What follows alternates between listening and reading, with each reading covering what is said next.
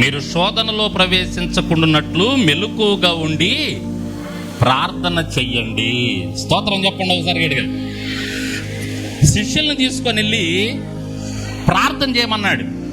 అయ్యా నేను కొంచెం ముందుకెళ్ళి ప్రార్థన చేస్తాను, నాకు భారం ఉంది, ఇప్పుడు నేను సిలువ మీదకి వెళ్ళాలి, నన్ను శీలలు కొడతారు, మేకులు కొడతారు, తల మీద ముండ్ల కిరీటం పెడతారు, నన్ను ఇప్పుడు సకల మానవాళి పాపాల కొరకు సిలువెక్కాలి, నేను ఆ భయంకరమైనటువంటి భారం ఉంది నాకు ముందు, ఈ రాత్రే పట్టుకుంటారు నన్ను, కాసేపట్లో పట్టుకుంటారు నన్ను.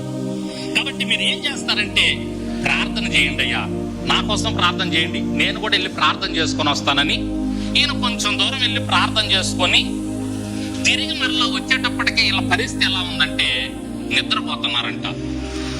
యేసయ్య అంత భారంతో చెబితే వీళ్ళు ఏం చేస్తున్నారు? ఇప్పుడు మన పరిస్థితి కూడా, అంటే మనలో కొంతమంది పరిస్థితి కూడా అలా